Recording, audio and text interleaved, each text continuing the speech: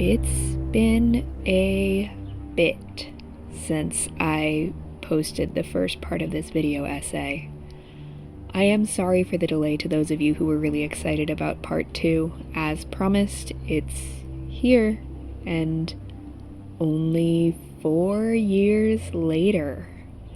I've had to rewrite that line 3 times in the last 3 years, and the most recent time, I literally sat at my desk counting on my fingers because it feels so unbelievable. If you haven't seen part 1, it's not strictly necessary, but I suggest you go back and watch that because it lays a mostly sensical foundation for the disjointed and kind of wobbly looking soul warehouse full of heavily armed children I'm now going to build on it. You may also want to just get a refresher if you were one of the people who saw the video when it first came out and have understandably forgotten literally everything we talked about.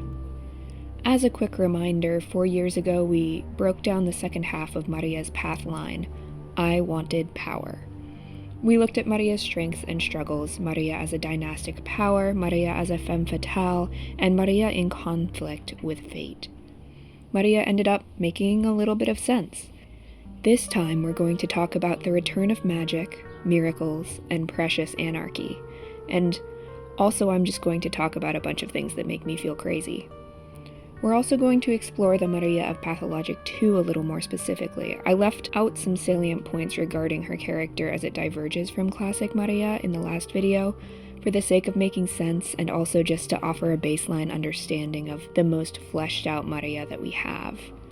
But there are a few really interesting inconsistencies in Pathologic 2's adaptation of Maria, which I want to talk about before Pathologic 3 comes out with a whole new Maria. I was really sad to learn that The Bachelor Route wouldn't share the same continuity as Pathologic 2, in large part because it means many of these mysteries are likely to go unexplored forever, but it does mean that I don't have to wait to play and process The Bachelor Route before I can talk about it. There are also a couple really interesting angles of classic Maria that we skimmed over because I hadn't thought much of them at the time, or because there's no answer to the questions they raise. So we'll circle back to those as well. Finally, before we go any further, I do want to give a quick shout out to the soundscape I've put together for you today. I live next to a shipyard, so enjoy. Tragedy and movie monsters. In the previous video, I mentioned that Maria is never purified or punished, nor really even endangered, but that obviously doesn't mean her story is without tragedy. Instead, her tragedy is more personal and psychological, as she's one of several characters who deal with the theme of lost childhood. These are characters who are forced to grow up, often too fast, and for whom growing up carries an inherent trauma, where some aspect of who they were or who they could have been is ripped away from them. Maria's particular refrain of this theme has a hint of what I'd call lost humanity. There is a lot to say about Artemi and Capella's conversation in the ending of Pathologic 2, and how effectively it's played for a bittersweet horror. Similarly, in Classic, we are very clearly shown Maria changing from who she is at the beginning to who she becomes in the final days of the outbreak, and it's left unclear as to whether this is simply the new Maria, or if she's even still Maria. Towards the end of The Bachelor Route, she says, "No, this is definitely not me. Not your Maria anymore, but neither the Scarlet one yet. Nothing of mine is here." In both games, as a fun fact, Artemi mentions that he knew Maria before he left the town between the ages of 16 and 20. This is understandable and pretty logical world building, given that they're both in their 20s and Artemi's father Isidor was friends with Maria's uncle Simon, who Maria was very close with. It tracks, therefore, that Artemi would have some knowledge of Maria even beyond a typical awareness of someone who was essentially a princess of the town he grew up in. It's nice, it's smart, it makes sense, but that's not why I'm bringing it up. This little tidbit is presented in 2 different ways between Classic and the sequel, that give it 2 vastly different meanings. In Classic, Artemi tells this to Peter Stalmatin, who moved into the town several years ago. Peter says, "Do you know Maria? Do you? Be careful around her. Her love is more devastating than her hatred." which we'll talk about Peter later. Artemi's response to this is, "I knew her when you weren't even here." The message here is pretty simply, tell me something I don't know. I knew Maria when we were kids. I know she's this way. And she is. Her character concept in the first game says, as a child, she liked to torture animals. This is just Maria, altered, secretive, and sometimes cruel, though, of course, one cannot blame a dancer, a birthday girl, or a person in love for being cruel. Pathologic 2 handles her mystery similarly, but with one small, huge difference. When Artemi finds Maria doing things he considers cruel, instead of saying, "Oh, hey Maria," he says, "I remember when you were just a kid. Who would have thought you'd turn into this?" I tend to fixate on this piece of her narrative. Artemi is saying that unlike in Classic, this is not who she used to be, from when she was a girl, 15 at the oldest, based on varying accounts of how long Artemi has been gone from the town and how old Maria is, to when she's in her early 20s. She's changed so much as to be almost unrecognizable, and more than unrecognizable, she's become a complete mystery, a nightmare version of herself. This is a tragedy in the sense that tragedy is horror that's already happened. It's also a warning. What has already happened to Maria is what happens to Capella over the course of Pathologic 2. A child growing up too fast, a girl under pressure, forced to become her mother. Maria's trajectory is similar in Classic, except that like Capella in 2, her transformation takes place during the days of the plague, and is the transformation of a person into something like a monster. At the end of the bachelor route, Maria says, "You're leaving today, aren't you? So remember me for who I was. Remember me not as the Scarlet Mistress, able to grab your life, ignite you, and drag your whole being along, but as a girl with her life hanging by a thread." In both games, we see Maria to her end, and find ourselves with no idea what she is or what she'll become. From the sort of twilight zone of the familiar turned unfamiliar, the creature that was once Maria that is not truly Nina, to a deep sense of loss as a person we knew is forced to surrender herself to become more than anyone should ever have to be. This is a sad and disquieting plot. When Artemi asks Maria, "Who could have thought you'd turn into this?" the player is encouraged to ask the more unsettling questions that carries. Who was she before? What happened to her? When did this change happen? Is this who she wants to be? Did pressure from her mother and father shape her, or grief over her mother's death, or something else entirely? Is this who she was always going to become? Or could she have been something else? There's a post I really like that says, "Tragedy as a genre asks us repeatedly, why did this have to happen?" Maria says, "I am already becoming the Scarlet Mistress, Burach. Even if I were the last living creature on this earth, surrounded by barren desert, even then I would have become one. It's not within your power to stop this." Maria is the girl who becomes the Scarlet Mistress, whether or not either of you want her to. All of these and more lead into the central questions that define both the Scarlet Mistress and monster movies. What is it? What is it capable of? And what does it want? Naturally, many of these questions are never answered, but we can certainly explore them further. Part 1. Animism, Compassion, and Teeth. One of the special freedoms afforded to Maria within the narrative structure of Pathologic 2 is the apostrophe. Quick high school level English literature review. Apostrophe is a literary device similar to soliloquy. Soliloquy is largely unique to the theater, in which one character in a scene expresses their private feelings and intentions unaddressed to any listener. He knows how to protect people. What does it mean to protect someone? You can't lead them single file to a place where there are no bombs, no one with murderous intent. Not subjecting them to needless danger, but pushing them to face danger when needed. That's what protection means. In contrast, a monologue is intended to be heard by another character in a scene or by a diegetic audience. There's no such thing as evil, murder, torture, or violent abuse. The only real crime is betraying someone who trusted you. So everyone who has that kind of confession, please stand to the left. Your punishment is death. End of discussion. Apostrophe is the baby sibling here.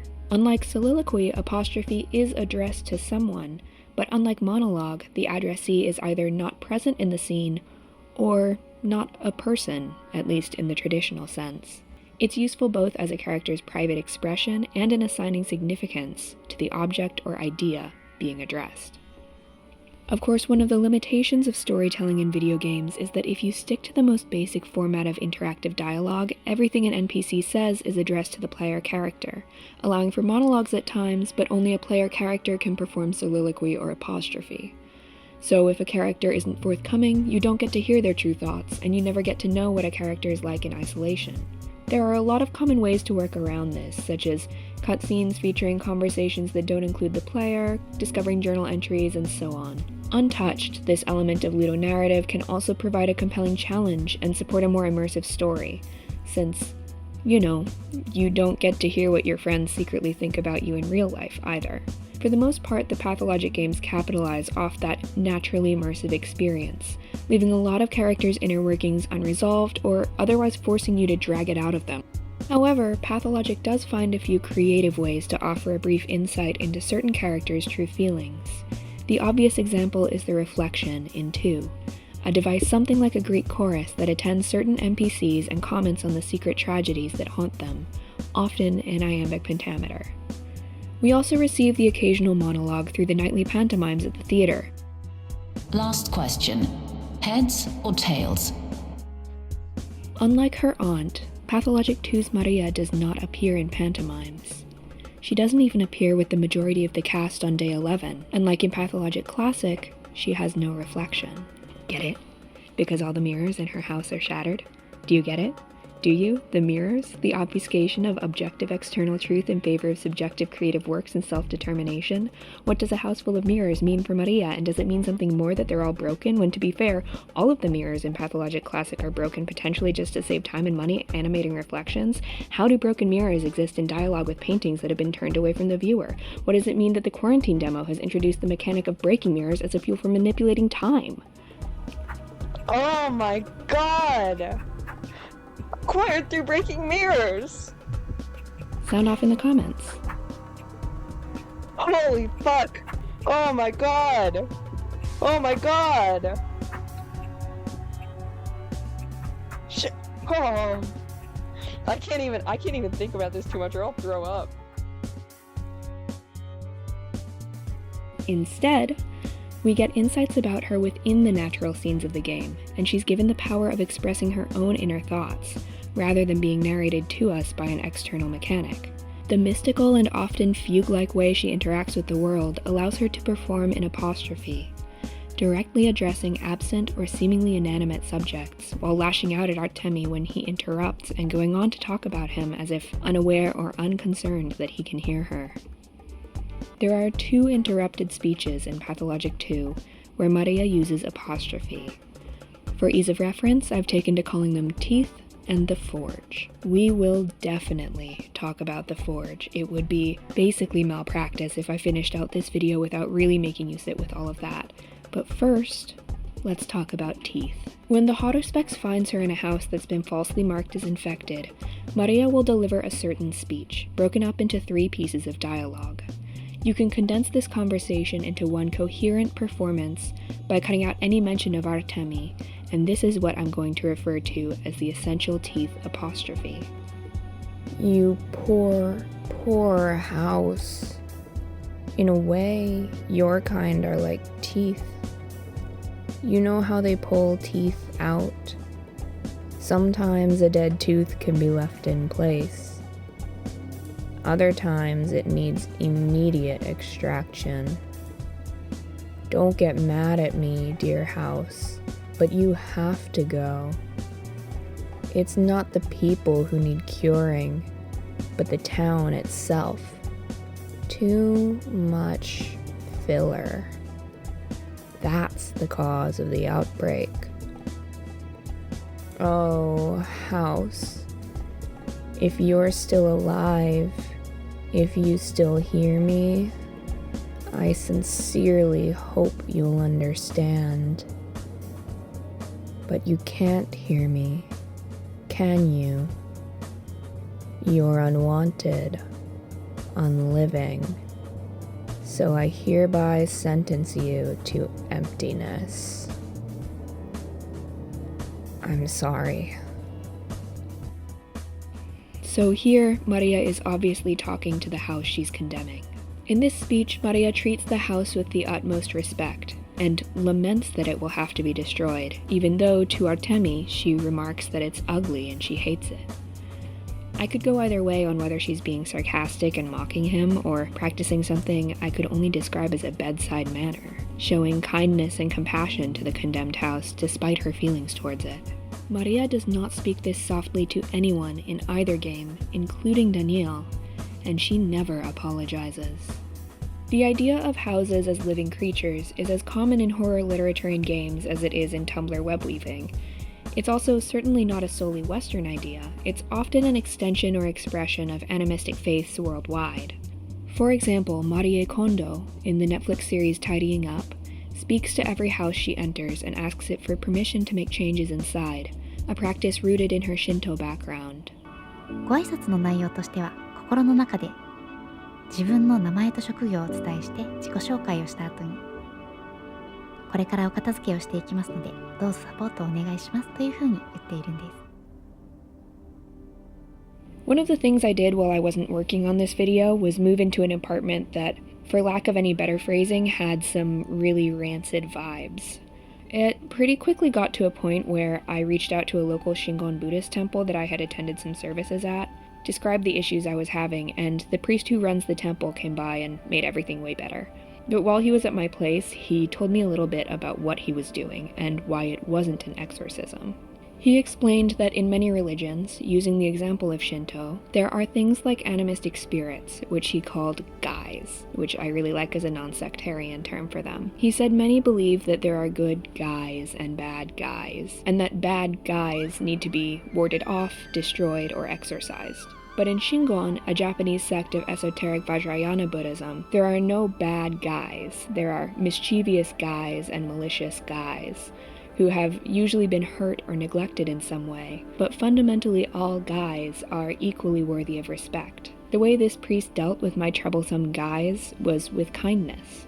Although he addressed his prayers to the wrathful deity Fudomyo, a major figure in Shingon Buddhism as a purifier and vanquisher of evil, he prayed on behalf of the guys in my apartment and gave them offerings to appease them so that they would stop being coiled up and hurt, and making me want to kill myself when I went in the bedroom. Teeth reminds me of what that priest told me about the guys at my apartment complex, in the compassion Maria shows to this suffering guy. Warped and ruined as it may be, it isn't the house's fault.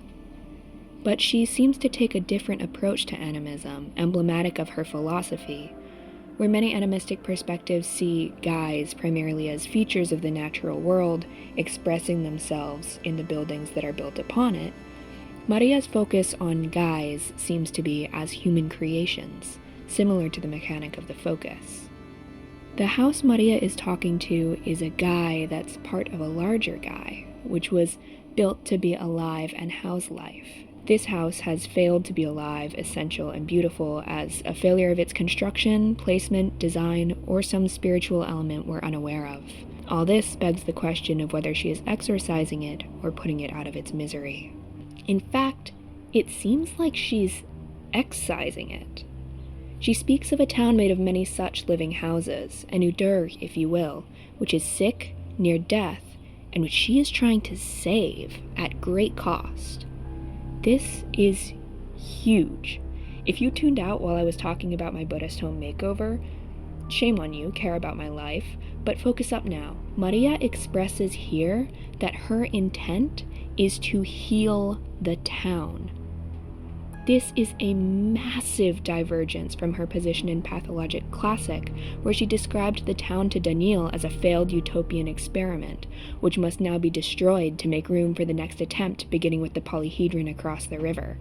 In Pathologic 2, along with this interaction, she also has the voice line, "Even if we have to die to defend it, the town must live," which similarly goes against her classic inclinations. We'll have to come back to this later. At one point in Pathologic 2, Maria worries about what to do to stop the plague, to which Artemi suggests she become a nurse. But in Teeth, we see what tack she actually takes. This apostrophe offers an idea of the mistress's role being healers of the town, not of the human bodies that comprise the town as Artemi is, but of the spirits of the community and of these guys that make it a town. Maria is taking it upon herself to stop the plague, just as much as Daniel, Artemi, and Clara are, but her diagnosis and treatment are spiritual rather than medical. Like Artemi, she is making sacrifices to try to save the Udur, a parallel to his eventual decision to excise the ugliest and most inessential building, the polyhedron. We're shown here what we've been told about in the past.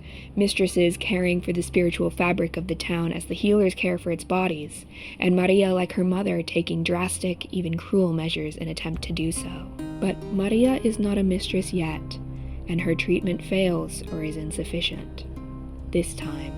Still, I think it's worth emphasizing the compassion she shows here. This is our opportunity to learn what she cares about and how she shows care. We're seeing her be truly kind to a suffering creature and regret the need to destroy it. And we're hearing what a world of miracles is to her. A town made of beautiful, essential, living, and wanted homes.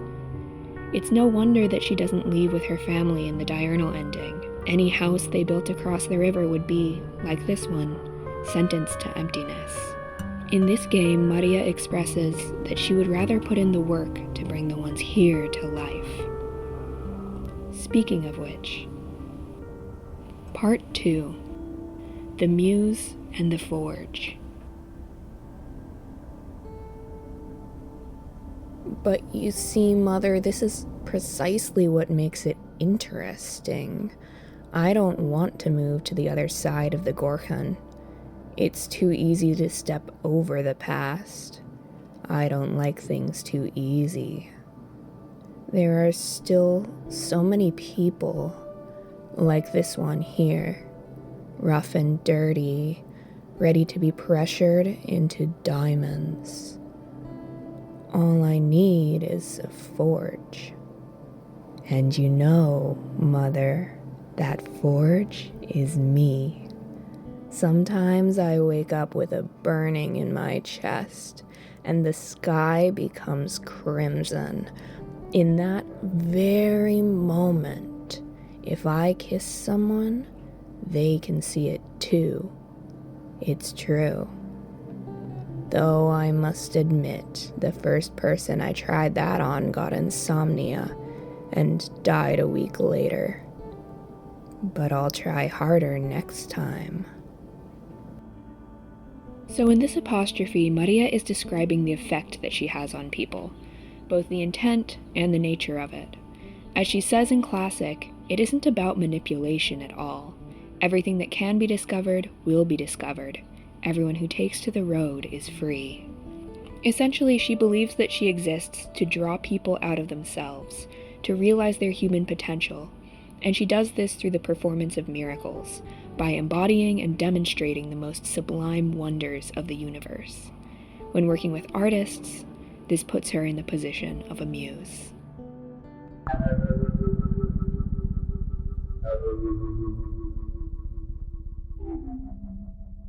This feels like the appropriate point to properly introduce the brothers Stomatine, two architects, or one architect in two bodies, depending on who you ask, who were brought to the town by Nina and the Kains to design buildings that would push the limits of the physical world and form the bones of utopia. I've avoided talking much about them over the course of the hour I've spent talking about Maria thus far, which is actually not easy to do. They're arguably her most devout followers, and they provide some of the most significant testimonies of her power in Classic. Famously, on day 2 of his route, Bachelor attempts to organize an escape attempt with Eva Jan, who won't leave without Andre, who won't leave without Peter. Eva suggests you ask Maria to help convince Peter to leave, but you should not ask Maria. This escape attempt is ultimately foiled by the Bachelor's own actions in typical fashion, but even if you've convinced them both, the Stammatines mysteriously never show up. In Hotospecs, we learn that Maria caught wind of this plan and paid Artemi to convince them to stay via drugs and alcohol. This is not a nice thing to do. We can all agree on that. Maria is not a nice person, and the things that she does in the story, throughout the story, are bad things. I do want to point out, though, that she doesn't seem happy to use this tactic. She seems desperate. Rhetorically, she asks, what else could hold a creative person here? It's clear that she does this because the Stammatines are essential to the singular purpose for which she lives and destroys herself. They are the architect who will build utopia. Without them, all her work, all her suffering, her entire life is for nothing. To the extent that the Stammatines are necessary to Maria's work, and in fact, as the Forge implies, they are Maria's work, Maria is also an essential part of their progress. Andre implies that Maria's grief over Nina's death was partial inspiration for Peter to invent focus. But for a more explicit confirmation of Maria's role among the Stammatines, we don't need to look any farther than arguably Andre's most famous line.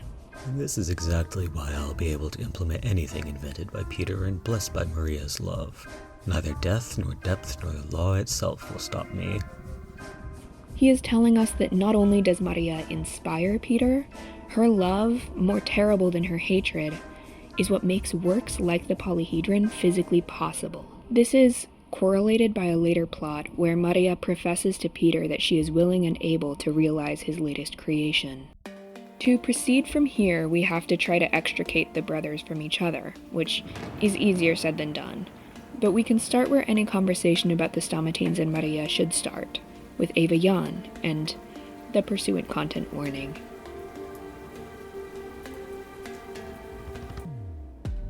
We discussed Eva's character a little last time through Victor's comparison of her and Maria, and we don't have a lot of time or reason to get further into her right now, even though I really hate to bring up a female character just as a corpse. Granted, Pathologic makes that pretty easy in a lot of cases, but I do want to say before going any further that Eva is a really interesting character in her own right, as well as in her frenemyship with Maria.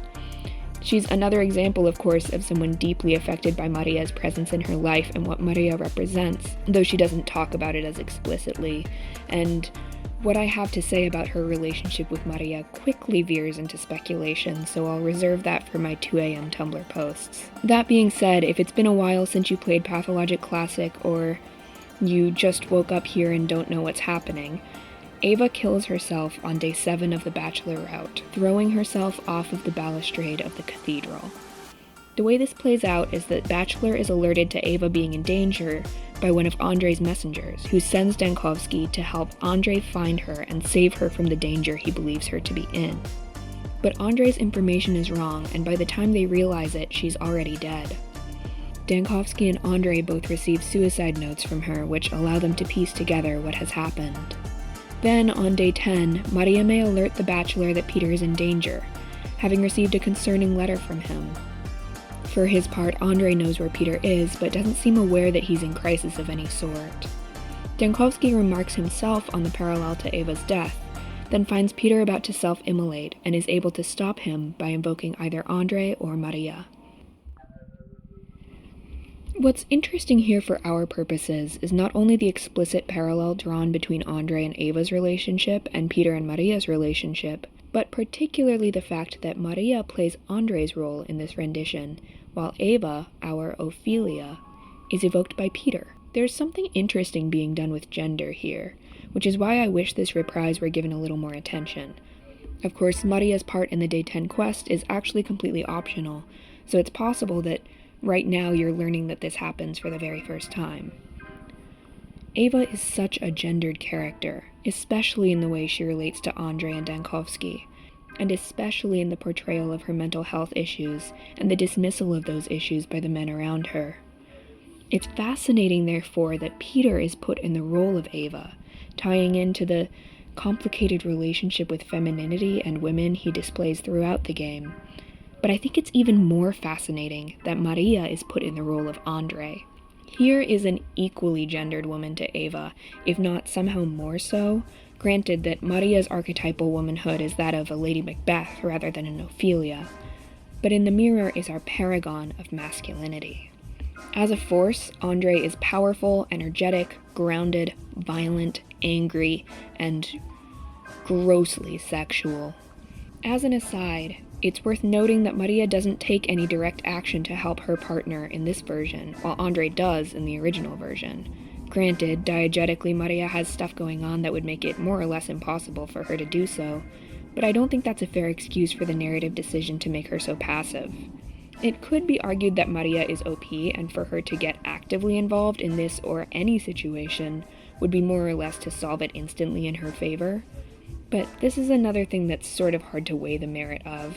We don't see her take a lot of action in Pathologic Classic at all, which is another reason that the appearance in Pathologic 2 we discussed earlier is so interesting and so exciting. That being said, it's also interesting that while he does get actively involved in the search for Ava, the nature of Andrei's action is so bafflingly misguided and aggressive that it's possibly a reason for her death. It kind of seems like she was still alive when we noticed she was missing, and she died alone while we were fighting innocent worms on the steppe. In any case, the way that Maria is equated to Andrei is more interesting to me for the similarities it emphasizes between them. Andrei, in the same breath as he confirms the nature of his relationship with Ava, claims that he would have preferred to be with Maria, but she doesn't see him as her equal. Which is a crazy thing to say right after your girlfriend dies. That sucks. That sucks. He also makes a couple references to Maria's beauty throughout the game, but when accused by Changeling of being in love with Maria, he denies it. Nonsense. I'm not in love with Maria. I do admire her, that goes without saying, but I only love one person in the world, and that's my brother. However, both Maria and Andrei are forthcoming about their admiration for each other. They provide one another's portrait quotes in which they speak highly of the other's capabilities. They also each have commonly overlooked strengths that are emphasized in the other.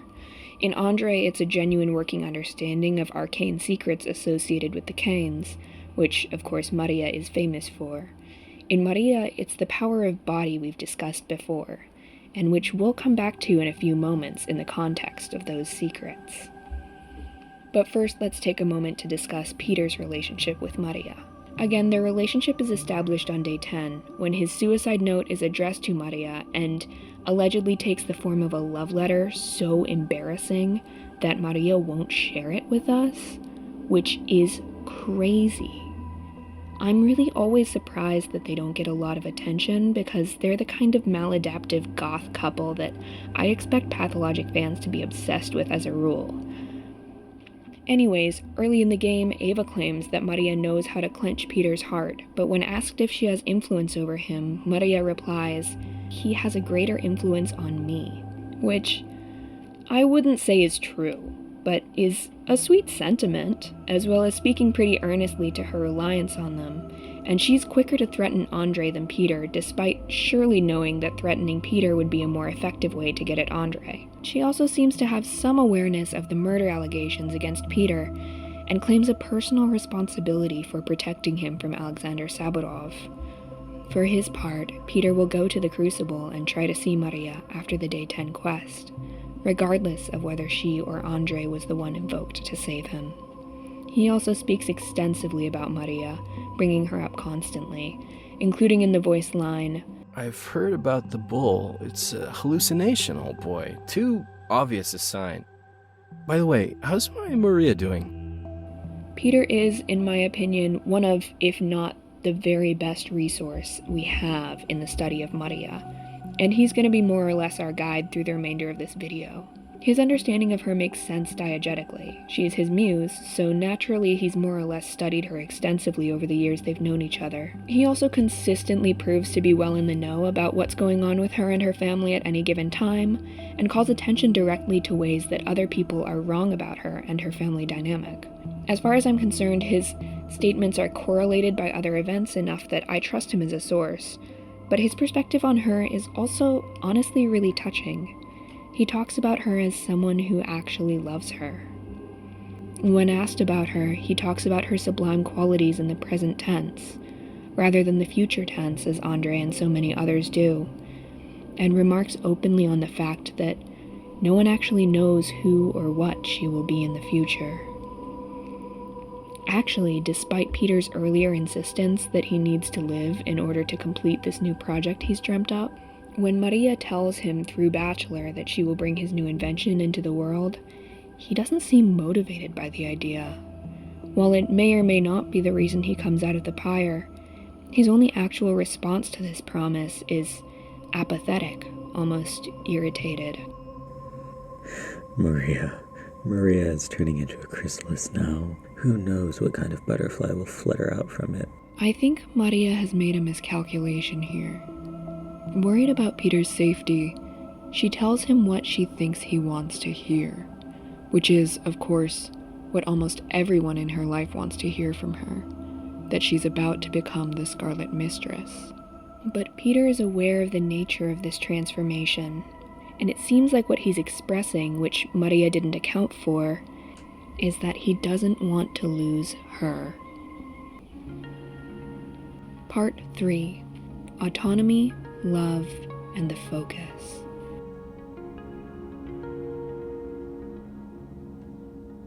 Okay, so why do we need a man to tell us about Maria anyways? Why can't we just let her tell us about herself?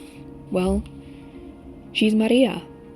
Everyone in Pathologic lies, but particularly we've taken some time in the past to establish that Maria very carefully curates her persona where the Bachelor is involved, which makes up the majority of our interactions with her.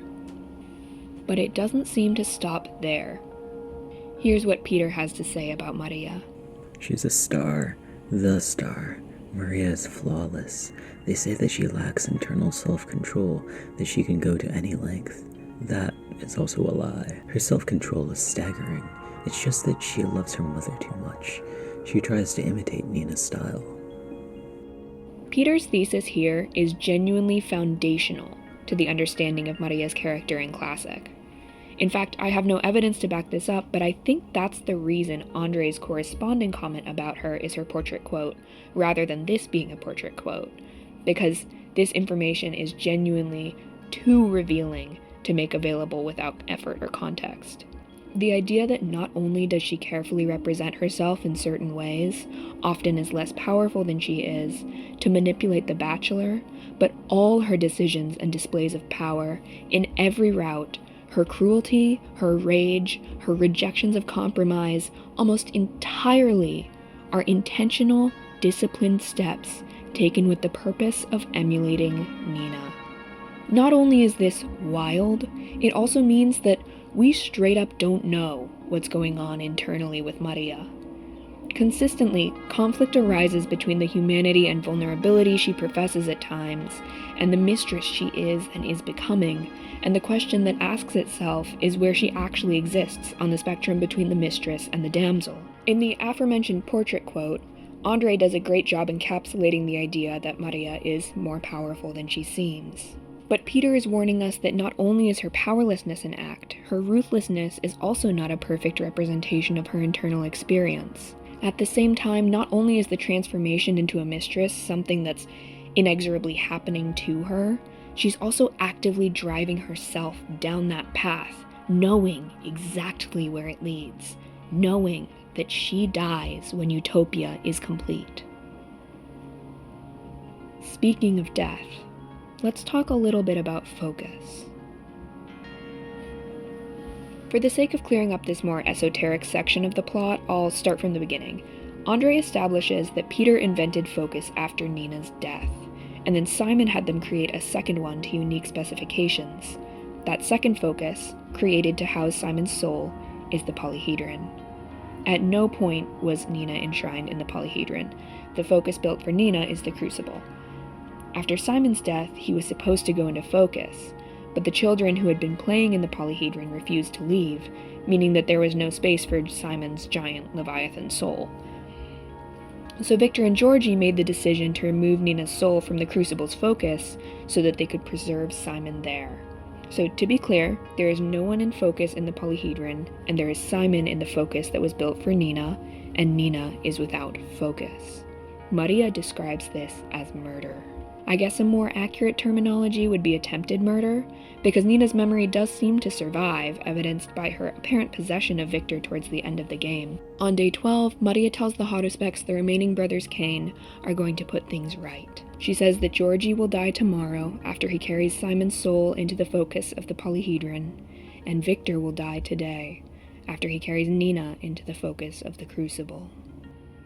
Although the timeline gets shaky depending on who Maria is talking to. When she tells Bachelor about her fate, she claims Victor will die in a week. Peter confirms this, or at least the mechanics involved in Victor and Georgie's death. According to him, You can call it magic, but it's actually very simple and logical. In order to accept this much data, a whole living being, the essence of a departed person, you have to surrender your own life. avid listeners may have noticed there's a small hole in this timeline. Where is Nina between being cast from focus and taken on by Victor? Well, desperate to save her mother, it seems that Maria was the first to step in and use her body as a focus for Nina's spirit. She tells us so herself. Yes, 2 souls are living in me now. My mother has found her ultimate shelter in my heart. But here's the thing. It doesn't kill her. It doesn't seem to kill her. It definitely appears to take a toll on her psychologically, to say the least. But here's where we come back to her power of body. That she survives this for any period of time is a considerable feat of spiritual power and of physical fortitude. It's also notable that she doesn't appear possessed, as Victor and Georgie do when they take on Nina and Simon in preparation for this game of musical chairs. She isn't subsumed. She holds her own, holds her mother inside herself, beside herself, and is still Maria for the entire time Nina is in focus inside her. That being said, does she survive? In the end, she says to Bachelor, There is no death. We do not fear it. See, dead and incorporeal, I am still here. A restless soul, destined to come back eternally. Is Maria dead? Did she die hosting Nina? Or has she been dead the whole time? Or did she die just now at this milestone in her transformation? Is she dead? I don't know. You don't know. Daniil certainly doesn't know. Maria says she is dead, but also she's right here, but also she says that she'll die in 10 years, but also she says that it doesn't matter, which is ultimately true because that's the whole point of the Kane's whole thing. But it is kind of crazy that we don't know though, right? I don't know. There's no reveal. I just have to leave this loose end here. Anyways, we have to talk about Nina again.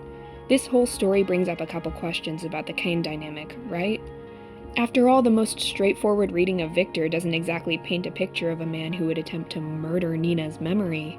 And it can be easy to come away from Pathologic Classic with the impression of House Kane as practically a matriarchy. But that isn't the case. For me, there are 2 quotes that sort of crack this case wide open. The first is one we talked about in the last video. Maria's "I have no husband to hold me back, like my father did my mother." In itself, that speaks volumes to Maria's understanding of her parents' relationship and her perspective on Nina's position within the family and her learned biases about marriage and family structure in general. But there's more. Peter, who also knew Nina, correlates Maria's impression and expands the view. Victor was the only person that Nina used to obey, not out of fear, but having recognized his superiority. She used to obey Simon and Georgi as well, but she followed their words like any person when commanded by an elder. It was merely her way to pay tribute to their family's strict traditions. Through these two comments, we get a view of a Cain family which is much more complicated than we might expect. Especially Peter's implication that part of the Cain identity is the subservience of its women. It's also interesting that Peter thinks that Victor didn't hold Nina back, but Maria claims he did, maybe indicative of just how much potential Nina had, that even a controlled portion of it gave the impression that she was completely untethered, which certainly bears a similarity to what we see in Maria. And when we combine this perspective on the external forces that restricted Nina's agency with Maria's exercise of staggering self-control in imitation of Nina, we start to see a woman who is building herself a prison, right? In our very first conversation, of course, Maria says Georgie will cut out her tongue if she speaks to the bachelor before she's supposed to, which, like every denial of power that we see from Maria in Bachelor, has to be taken with a grain of salt. The one that stands out to me is the House of the Living side quest, where she gives her personal savings to support Lotta's shelter, despite the Cain family's refusal to believe in the outbreak, and Maria's description of herself as, quote, not allowed to question anything, carefully working around the restrictions placed on her by the family line. This also adds depth to both classic Bachelor and sequel Hotospecs' ability to threaten her with telling her father when she acts in ways they don't approve of. That being said, the Hotospecs does have the opportunity to insist that she is responsible for Victor and Georgie's deaths at the end, an accusation she does not deny. Regardless of whether it's true, there certainly seems to be ongoing tension between Maria and the surviving Cain brothers, especially her father, arising mostly from the attempted murder of Nina. More than anything, it reads like a religious schism. As Maria says, I am the only person who still loves and remembers her. Maria and Victor have opposing ideas of how to serve Nina's memory, and it does seem possible that as Maria's power grows, she takes steps to prevent Victor and Georgie from using their imaginary superiority to control Maria's execution of Nina and Simon's vision. At least in Classic, it seems like getting them out of the way eventually becomes necessary in securing the power to create her world of miracles. And like Peter says, in imitation of Nina, Maria will go to any length. This is where we come back to Teeth, and the mysterious alignment of Maria with the town in Pathologic 2. Since Pathologic 2 is the Hotospecs' route, almost everything to do with the Cains happens off-screen, but the schism implied in Classic is incontrovertible in 2, as the game ends, as we mentioned, with the House of the Cains physically divided. Maria appears very little in Pathologic 2, and has even fewer meaningful conversations with Artemi, but as we talked about earlier, her appearances are intentional and in fact exclusive in establishing her concern for the well-being and continuation of the town. In the diurnal ending, Maria expresses that she will not go with the other utopians to begin the next utopian project, but she will stay here with this one. Again, a huge divergence from classic Maria's conviction that this town is a failed experiment and the only way to achieve utopia is to start again on the other side of the river. This conversation takes place on the Cape, where Maria can be found alongside Khan and the two other mistresses, while in the stone yard looking across the river are Victor and Georgie, Maria's place among the Cains having apparently been filled by Ava Jan. Where Classic ends with Maria's premonition that Khan will grow to hate her and side with Capella against her, the ending of Pathologic 2 offers an implication of proximity between the two Cain children. I don't think that what happens to the Cain family in Pathologic 2 is as traditional a schism as the one hinted at in Classic, though. Like I said, it seems that in Classic, Maria is concerned with opposing perspectives on how to carry out Nina's will. Even as she circumvents and betrays the individual members of her family, she is unfaltering in her commitment to be the truest servant and clearest reflection of her mother and the House of the Kains. Everything she does is an imitation of Nina, and even when her power becomes insurmountable, when Mark Immortel claims in the utopian ending that his life belongs to her, signifying her literally taking control of the narrative, she never talks about what she wants, and uses her power only to seal her fate. But look at how the new Maria talks to Nina in the Forge, which leads Haruspex to recognize the fact that Maria will be a different mistress than Nina was. Nina was dark, but Maria is crimson, and not only is her decision to stay contrary to mainstream utopian ideology, she also isn't acting according to her interpretation of Nina's will. Instead, she's explaining her reasoning, which means that the most unexpected, impossible thing in the history of Maria Kaina has happened. She's turned her back on her filial relationships, on the House of the Kains, in favor of proximity to her brother and her peers, in favor of loyalty to the people of the town, and she's made this decision based on what she wants. And she's asking only for her mother's support. So, the final question that lacks an answer is, what the hell is going on with Maria in Pathologic 2? And what's gonna happen next?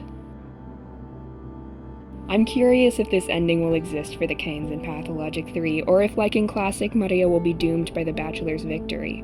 We'll just have to find out. Thank you so much for watching. I can't promise that there will be another video essay installment at any point after the release this summer, but please feel free to follow me on Tumblr, where I will definitely be posting extensively on the subject. Thank you so much to everyone who has liked and commented and shared and supported this crazy endeavor, everyone who has spent an hour of your life listening to me talk about Maria Kaina, and everyone who believed that this second part would happen someday, and especially to my friends in the Rotten server, particularly to John Pathologic for the voice work and the console command support. Thank you, thank you, thank you.